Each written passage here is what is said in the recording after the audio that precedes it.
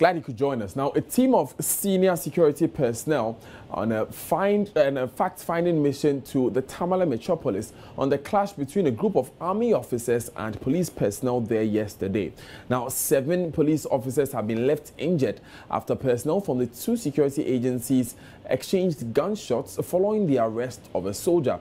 Now, Northern Regional Minister Salifu Said described the incident as shameful and an indictment on the regional commanders who appear to have lost control over their men. He said he will not hesitate to demand the transfers of the regional commanders if they fail to control their men on the ground.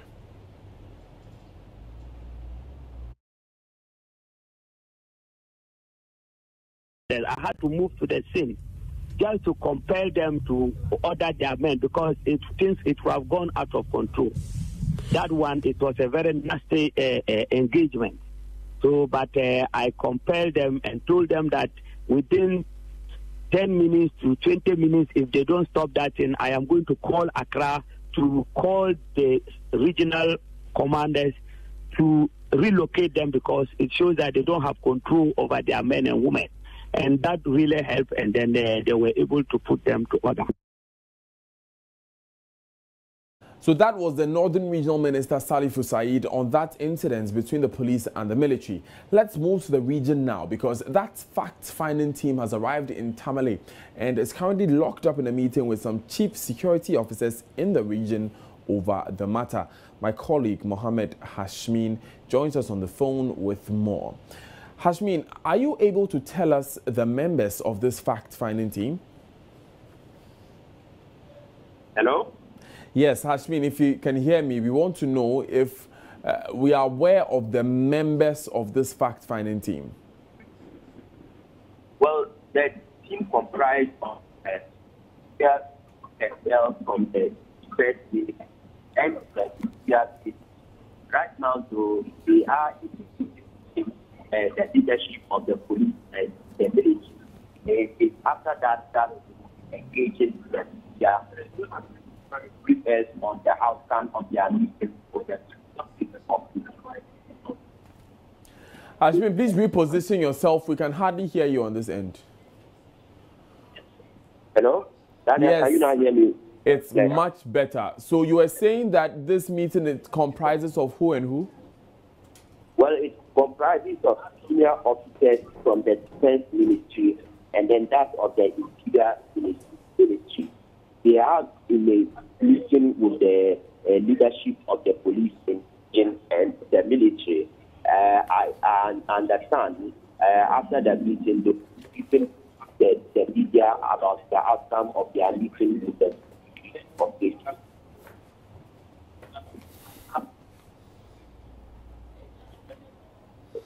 Hashmin. Hello? Yes, Hashmin, what's the current situation with the 7 injured police officers? Hello? Hashmin, if you can hear me, what is the current situation with the 7 injured police officers? Well, they have all been discharged from the Tamale Teaching Hospital. This morning, I visited the Northern Regional Police Headquarters and then talking to their officers there about their condition. They told me they have all been discharged this morning and they hope to be back to duty. Away from that, Hashmin, we understand it's raining heavily in Tamale in the light of the recent flooding activities that have been ongoing. How is the weather like and what's the situation now? Well, indeed, it is raining heavily. And as at the time we were moving from the Northern Regional Coordinating Council, the Tamale Airport, I could see some signs of flooding in most parts of the communities that we travel to. But I'm yet to get any information or any complaint from any resident with regard to the flooding situation.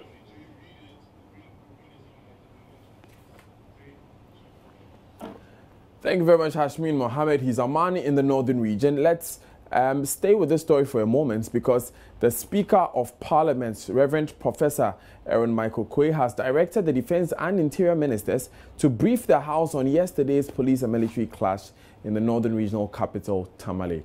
Minority Leader Haruna Idrisu, who is also a member of Parliament for Tamale South, described the disturbances as worrying and unfortunate and demanded parliamentary action. His motion was supported by the Deputy Majority Leader, Sarah Adjoa-Safo. We'll be going live to Parliament to speak with correspondent Elton John Brobe for more. Elton, how has the entire House reacted to the directive from the Speaker? Right. So, Daniel, the northern region caucus of MPs from the northern region met, and they resolved to first put the matter before the plenary of Parliament. So the Minority Leader Haruna Idrisu was the first to put the matter before the House, and then praised the Speaker to invite the two ministers to appear before the House, and this was supported by the majority side led by Deputy Majority Leader Adjoa-Safo. The Speaker's directive to the two ministers is that they should appear before the House next week Tuesday, to brief the House on the circumstances that led to the clashes between the police and the military in the northern regional capital, Tamale. And then the second directive to tell the House measures that they will put in place to ensure that this matter does not reoccur. And they have up to Tuesday to come before the House and then to respond to these directives. My information is that the northern caucus of MPs from the northern region, they plan to take this matter if they are not satisfied with the response that will come from the two ministers, the Defense and Interior Minister. Thank you very much, Elton Brobe, for that report.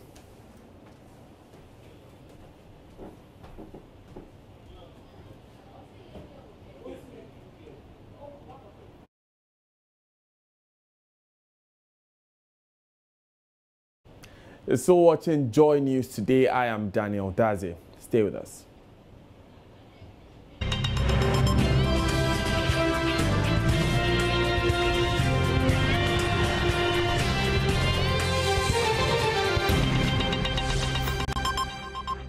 Thanks for staying with us. Now, drivers and hawkers using the Malam-Kaswa Highway say the construction of the drain is having implications on their businesses. A visit to Malam revealed a police personnel managing and ensuring a free flow of traffic. However, speaking to Joy News, engineers on site say they have successfully completed 1 out of the 3 projects. They are pleading with commuters to exercise patience.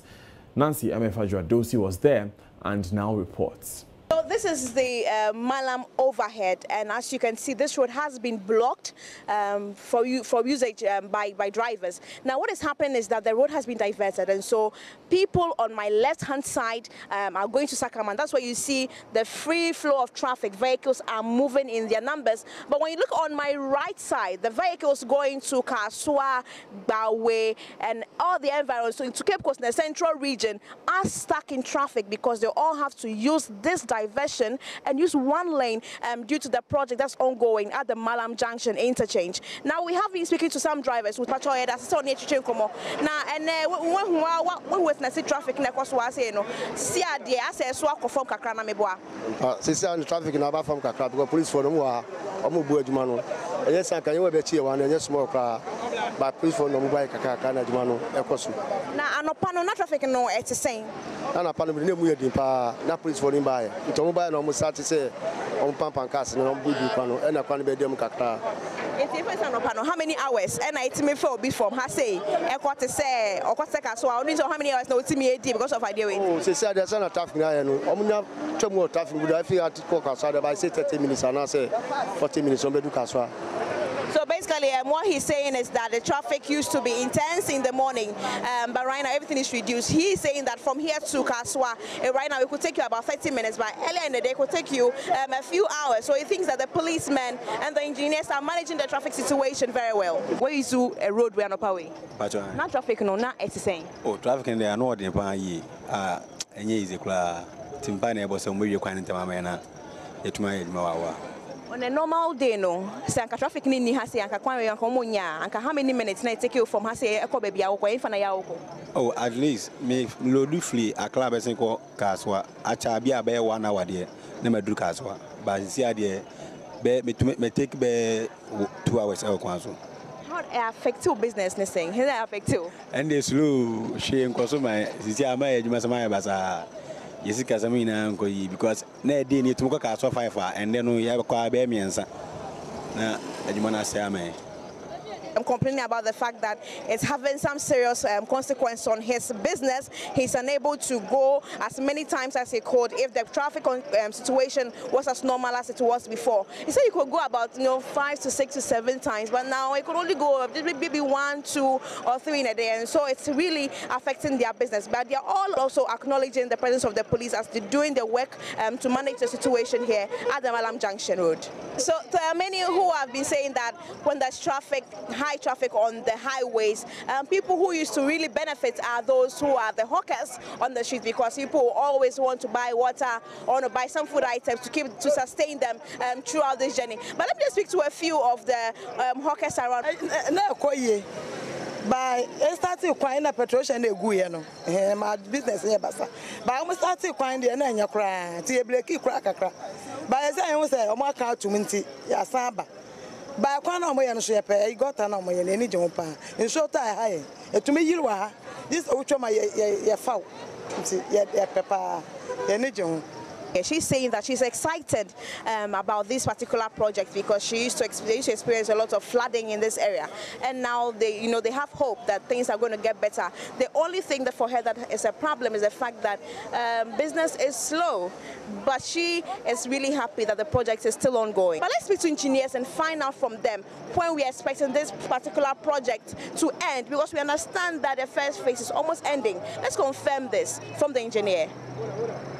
The first phase was completed, and then yesterday we did a diversion in the afternoon for the second stage to start. But we apologize for them. But this project is very, very important to us because we do not want, when there's a small rain, no cars go, no cars come. So we have to bear with this. So watching Joy News today, let's move on to some other stories. And Deputy Minister for Education, Dr. Yao Osei Educhum, has assured authorities and students of Osei Chechwe Senior High School that the killers of the final year students Godfred Arthur will not be spared. Dr. Educhum says his ministry will get to the root of the circumstances leading to the attack and killing of Godfred and address them accordingly. Joy News' Nuruddin Mohammed joins us on the phone. Mohammed, first of all, when did the Deputy Minister make this visit, and what are some of the other statements he made? He made a statement at the memorial service for the late Godfred Arthur today at the School's Assembly Hall, and he mentioned about the security of the school, which has been brought to their attention. He also said that they would look at the staff of the school and make sure the fence wall is constructed and soon. He went round and checked on some parts of the school, especially where the fence wall has not been constructed, and promised that his ministry will do everything possible to get it constructed anytime soon. In fact, I asked him when exactly the reconstruction will begin. He wasn't specific, but he said they would do everything possible to get it solved, and they would also make sure that the encroachment of the school land would be stopped immediately. Right. So, Nuruddin, tell us a bit more about the school. What's the atmosphere in the school like sometime after the death of Godfred?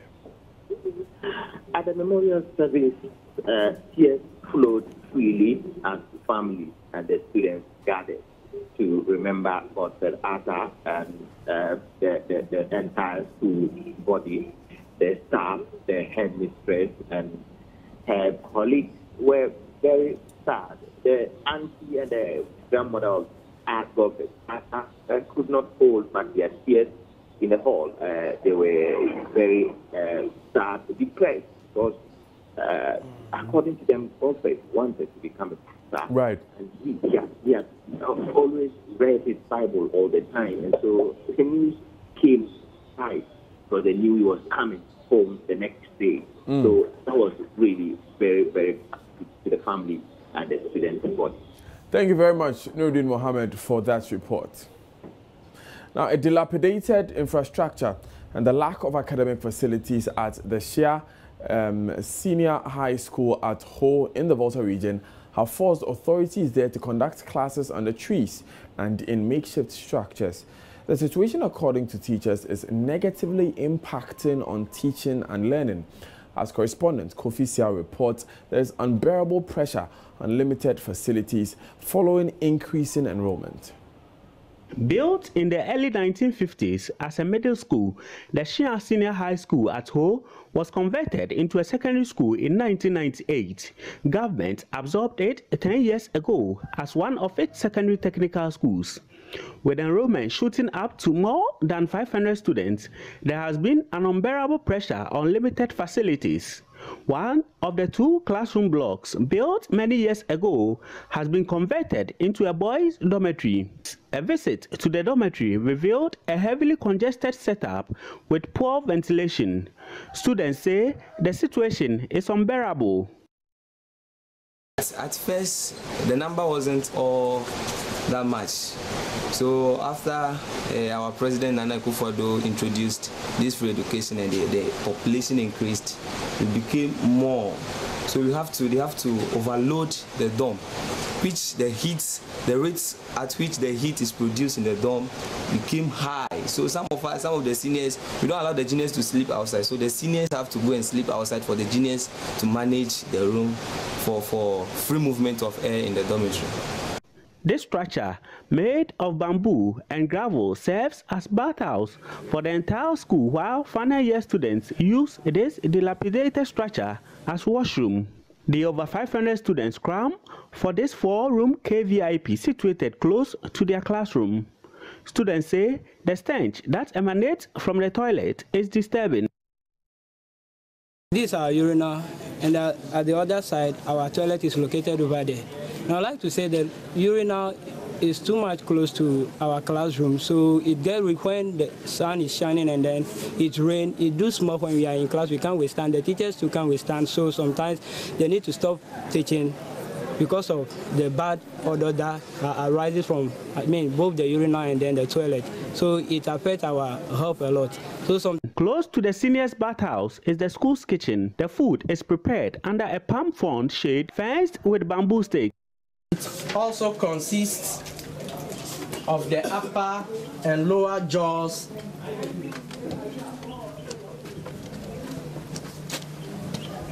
which hold the teeth.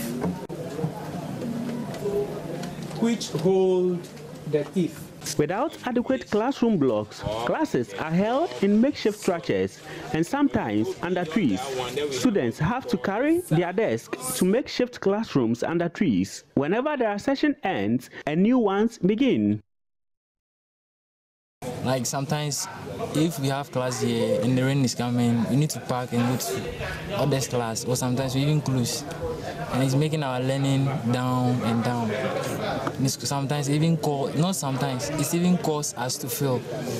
Because the time we have to learn what's supposed the teachers to teach, we don't learn it on time, we lost. The teacher will not go back again. Assemblyman for the area, Feli Wilson Kwaku, says the school has been surviving on philanthropic support. Still, the community used to still help or support the school. Even present as I'm speaking, the headmaster's vehicle is being fueled by some of our illustrious sons back in Accra. So I'm appealing to the government in particular to come to our aid, to come and construct a befitting classroom block, dormitory block, and other facilities that will help or inure to the benefit of proper teaching and learning, so that the students would also be ready to compete with other schools that are well endowed. With the increasing enrollment, authorities at the school fear the pressure on the existing facilities will ultimately affect the quality of education here unless government comes to their aid. Edwin Xiao for Joy News, Shia. Yes, come again. Now, as government targets the production of 1 million tons of cocoa next year, Some farmers of the crop are dreading the impact that a new surge in cases of black pod disease could have on next season's harvest. Farmers complain of inadequate supply of fungicides or fungicides by cocoa board could worsen the situation. My colleague Justice Bedu has been to the western region town of Nkwanta, where fresh cases of the disease have ravaged many farms, to meet some of the farmers worst affected. These farmers have come together to help each other with work on their cocoa farms. Harvesting is one of the busiest times of the year, but this year it's not business as usual. Many of the cocoa pods in this heap have been affected by the black pod disease, like what is in my hand now. If you break it into two, you realize that it's all black in here, and it means all of this goes to waste. Now, for every 10 at least that I count in this heap, not less than 5 that have been affected by this disease. It goes to show what impact it has for the future of cocoa production, not just for communities like this, but for the entire country. 40-year-old Ebenezer Tete's farm is one of the worst affected in this area. The herbicides are very expensive. They give us herbicides to help control the disease, but it's not enough. And they rarely come. One farmer gets 4 bottles, no matter the size of your farm. So imagine you have 10 acres of cocoa. How can you control the disease? The black pod could be one of the most devastating diseases that could attack the cocoa fruit. It starts when the infected pods show some little yellow spots, which eventually turn brown and then light to black bruises within 5 days. It could cover the entire pod after 8 days of infection. It does not only show on the surface of the pod, but also attacks the beans. We used to get fertilizers and the herbicides for free. Many farmers were getting them, but now they are asking us to buy them.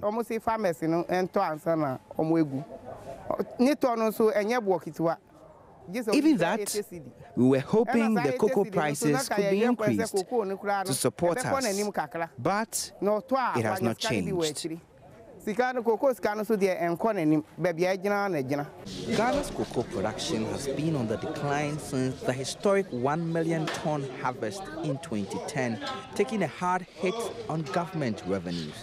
If the recent spread of the black pod disease is not checked, the harvest could be hit even further. Justice Bedu, Joy News, Nkwanta.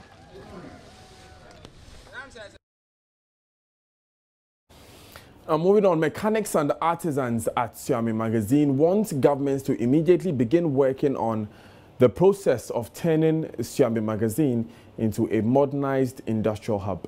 The artisans say 17 months after NPP won power, government hasn't made any serious efforts toward the transformation of the area to realize its full potential. Mahmoud Mohammed Nuruddin has more. Shia magazine is recognized as the largest artisan engineering cluster in sub-Saharan Africa. This is where many things happen, from spare parts to anything mechanics. This is 68-year-old Opoku Kwame. He has been working very hard since yesterday to repair this 207 Sprinter minibus, but he hasn't been able to solve the complex electronic problem on this vehicle. All his tests and electronic diagnoses have failed to show him exactly what the problem on this vehicle is. Now Kwame has to find another way of getting this back on the road. Because of that, you don't get that the detector machine. We're forced to change the engine to the manual. Then now we're changing this one to the manual so that the work will go on for us. How does it feel when you wake up a day and you cannot fix a car? In the night, you can't sleep. You don't sleep because we are thinking about the trouble we are facing with the car. Always, when you sleep, you will think about it. Because always, you have to come to change ideas. Swami is not alone. Many other mechanics at the Swami Magazine face similar challenges every day. The Swami Magazine Automatic Technical Institute was inaugurated in January 2009 to train artisans on how to diagnose electronic vehicles.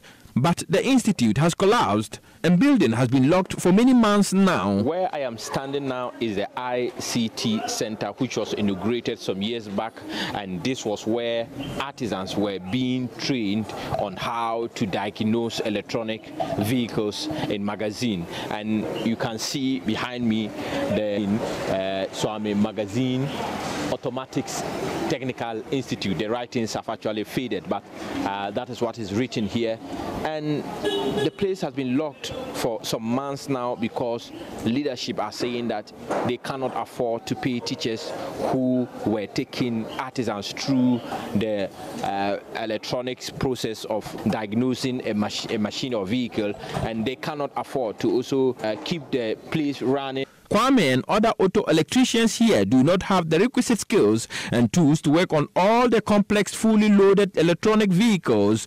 They would have been trained if the institute had not collapsed. Now Kwame and others like him have to struggle to solve simple electronic fault. We are begging that government should back up. It should back up. So many things can be done in Magazine here. That is Sapon Boatin, president of the Swami Magazine Industrial Development Organization. He recalls the promises of the president to turn this area into an industrialized. He is surprised the government has not done much about the promise. Nothing has been done yet. Only they are just telling that, oh, they are going to do so and so, but waiting for that. After now, we haven't yet anything yet. So we wish if they can afford to back up. Mr. Boatin and his team are getting impatient. They have tried to get government attention on the matter, but without much success. The last thing they did recently was to write formally to the president, reminding him of his promise to the thousands of artisans who work here. Really, even if we Magazine, we don't send anything, they have to come down. Yes, when I was about to be a president, I promised you so far he should have come down and asked it, but nothing. But you have written, but nothing. Tahir Mohammed adds to the voices of several others who say things are getting worse day by day. Apart from Swam Magazine, we have been who about magazine cassette Swam Magazine. No more Sabuba took magazine for us, some magazine for Sabios and a young school dandy and a young him among Monuba, young Kaho and Adichabani and Kahodia. And Yamuja. Aha, at the Mantel Mabunia, that in a magazine or more, said the Panavia school, so 1 year school, magazine or baby, or Babashia. Now, Cobasam Nipana Abrantia, what year school, 1 year school, no magazine, my magazine so quite Yamana, I didn't want fanfa. Assistant Secretary to Ashanti Region Mechanical Association, Wilson Kujo, wants members to be patient and wait earnestly for government to deliver its promises. At times, it is easier to say than doing. You know that? It's easier to say than doing. Maybe the government is thinking about who the workers of magazine here. But maybe the capital or the fund that he used to tackle any certain thing here, but he has not yet get it. That's why maybe we see that he's not doing anything. But we know, really, when a new government comes, it takes him some time before he can put all things that he has said into proper place. You know that. So it is our, we the workers here, we should exercise patience, small action for the government. We know really what he said, maybe it will come true for us. Until these pledges are fulfilled, many artisans here say the future of their jobs are at risk because without improved technology, they would not be able to work on certain new cars that are coming into the market. Mahmoud Mohammed Nuruddin reporting. And I'm Daniel Dazi here in Joy News Studios in Accra. Emmanuel Abuajiwiafi is ready with business.